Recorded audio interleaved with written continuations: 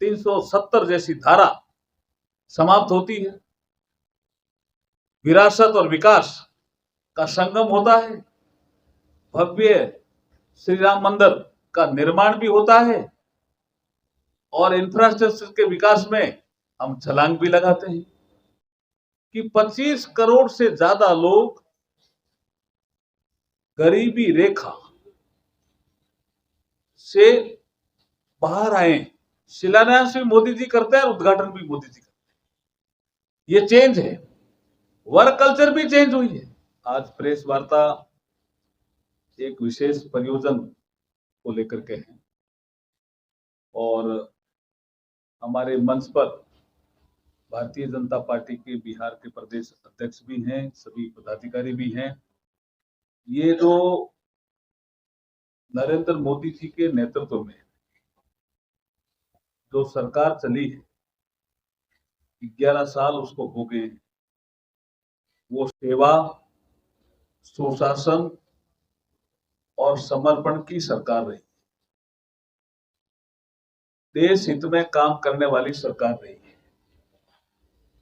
इस सरकार की क्या विशेषताएं रही, वो डिटेल में हम आपको एक प्रेस नोट के जरिए भी बताएंगे, आंकड़ों के माध्यम से। लेकिन कुछ मोटी मोटी बातें मैं आपको बताने का प्रयास कर रहा हूं। देखिए, ऐसा नहीं था कि पहले कोई योजनाएं नहीं थी। योजनाएं थी, लेकिन नरेंद्र मोदी जी के आने के बाद उन योजनाओं का स्केल बदला और स्पीड बदली। ये दो महत्वपूर्ण शब्द मैं यूज कर रहा हूं। जैसे प्रधानमंत्री आवास से पहले भी कोई आवास बनाने की योजना थी, राशि कम होती थी और समय ज्यादा लगता था। जब पीएम आवास आया तो राशि बढ़ गई, स्केल बढ़ गया और पूरा होने का समय भी कम हो गया, जल्दी काम पूरा हुआ तो स्पीड भी बढ़ गई। तो स्केल और स्पीड हर योजनाओं में बनाने वाली ये सरकार रही। आप किसी योजना को उठाओ, गरीब इन सारी योजनाओं के केंद्र बिंदु में रहा है। योजना चाहे आप पीएम आवास की उठा लें, चाहे शौचालय की उठा लें, चाहे आप आयुष्मान भारत की उठा लें, चाहे आप इनकम टैक्स रिलीफ की उठा लें, चाहे जीएसटी कलेक्शन की उठा लें, कोई भी योजना, उसमें केंद्र बिंदु गरीब रहा है। गरीब का उत्थान हुआ है। इसलिए इन 11 सालों में जो आंकड़े बता रहे हैं हमें, आईएमएफ के आंकड़े भी बता रहे हैं, रिजर्व बैंक के भी बता रहे हैं कि 25 करोड़ से ज्यादा लोग गरीबी रेखा से बाहर आए, उनका अपलिफ्टमेंट हुआ है। और वो हर क्षेत्र में रहने वाले लोग हैं, चाहे वो नॉर्थ भारत में रह रहे हैं, चाहे दक्षिण भारत में रह रहे हैं, चाहे पूर्वी भारत में रह रहे हैं, चाहे पश्चिमी भारत। हर आदमी के को लगा है कि ये जो मोदी जी की योजना है उससे मुझे कहीं ना कहीं लाभ है, होलिस्टिक अप्रोच है। अब आप आ जाइए, अगर रोड की कोई योजना पहले भी रही होगी, ऐसा तो है नहीं कि नहीं रही है, लेकिन भारतमाला जैसी तो योजना मोदी जी लेके आए। आपका सी पोर्ट विकास की योजना पहले भी रही होगी, लेकिन सागरमाला जैसी योजना तो मोदी जी लेकर के आए। एयरपोर्ट हमारे यहां 74 थे, आज दुगने से भी ज्यादा हो गए। तो ये जो इंफ्रास्ट्रक्चर का डेवलपमेंट का जो स्पीड बढ़ी और स्केल बढ़ा, ये मोदी जी के इस पीरियड में बढ़ा। और गरीब आदमी उड़ान के माध्यम से हवाई जहाज का सफर करने लगा, सक्षम हुआ, ये मोदी जी के कालखंड में ही हुआ। तो सारी योजनाओं का सार ये है कि मोदी जी ने स्केल बढ़ाया और स्पीड बढ़ाई। सारे निर्णय देश हित में लिए, होलिस्टिक अप्रोच रखी, साइलोज में निर्णय नहीं लिए।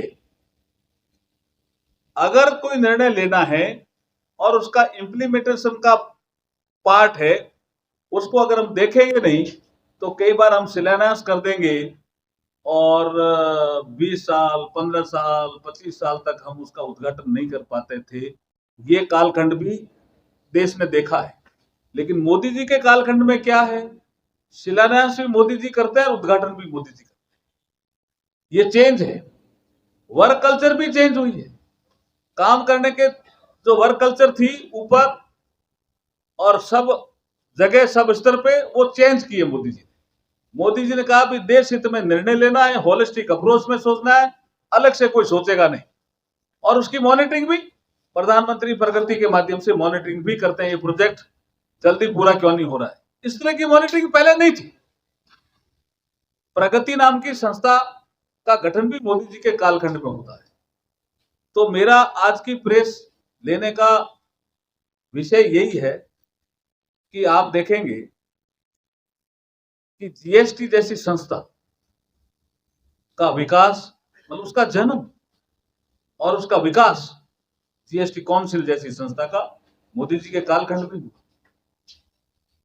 ये फेडरल स्ट्रक्चर का बेहतरीन एक नमूना पेश किया है देश के सामने कि इसमें सब राज्यों के वित्त मंत्री एक साथ बैठ करके निर्णय लेते हैं और सर्वसम्मति से लेते हैं। अभी तक कोई जीएसटी की दर बढ़ाने का निर्णय बहुमत से नहीं लिया गया। किसी की जीएसटी कम करनी है, रेट कम करनी है, वो निर्णय भी बहुमत से नहीं लिया गया। तो ये कितनी बड़ी बात है जिसको हम फेडरल स्ट्रक्चर में मजबूती देखते हैं, वो भी जीएसटी जैसी संस्था, जीएसटी काउंसिल जैसी संस्था के गठन के बाद हम देख पा रहे हैं। योजना आयोग जैसी संस्था को समाप्त करके नीति आयोग लाना और राज्यों को उनके प्लेटफॉर्म पर उनके सुझाव लेना और उनके अनुसार नीतियां बनाना। और नीतियां भी एक नहीं, 100 से अधिक नीतियां बनाई है मोदी जी ने, हर सेक्टर में बनाई है। चाहे महिला उत्थान का विषय हो और उसको और आगे ले गए। सस्टेनेबल डेवलपमेंट गोल में वुमन इंपावरमेंट था और नरेंद्र मोदी जी ने कहा वुमन इंपावरमेंट से हम वुमन लेड डेवलपमेंट की तरफ ले जाएंगे। तो वर्षों से जो अटका मामला था महिला रिजर्वेशन का, जिसको नारी शक्ति वंदन अधिनियम हमने नाम दिया, वो मोदी जी के कालखंड में ही पास होता है। आप देखिए सुधारों में अगर हम देखेंगे तो वर्षों से अटके सुधार इस मोदी जी के कालखंड में, 11 साल के कालखंड में होते हैं। 370 जैसी धारा समाप्त होती है, विरासत और विकास का संगम होता है, भव्य श्री राम मंदिर का निर्माण भी होता है और इंफ्रास्ट्रक्चर के विकास में हम छलांग भी लगाते हैं। इकोनॉमी की साइज भी बढ़ती है। हम इकोनॉमी के क्षेत्र में विश्व की चौथी सबसे बड़ी अर्थव्यवस्था हम बन जाते हैं। ये ऐसे ही नहीं होते हैं। इसके लिए होलिस्टिक अप्रोच से निर्णय लेने पे ही संभव है। हमने कोविड का कालखंड भी इस पीरियड में देखा। कोविड के बाद दुनिया के दूसरे देश अपनी अर्थव्यवस्था से उबर ही नहीं पाए और भारत की अर्थव्यवस्था चौथे नंबर पे पहुंच गई। ये सटीक निर्णय लेने की जो नरेंद्र मोदी जी की क्षमता है, देश हित में निर्णय लेने की जो क्षमता है और गरीब उनके केंद्र बिंदु में है, इसलिए हम ये जो 11 साल नरेंद्र मोदी जी के नेतृत्व में भारत सरकार के रूप में हमें मिले हैं, ये सेवा, सुशासन और गरीब कल्याण के लिए समर्पित ये 11 साल है। इसके लिए आज की ये प्रेस वार्ता है।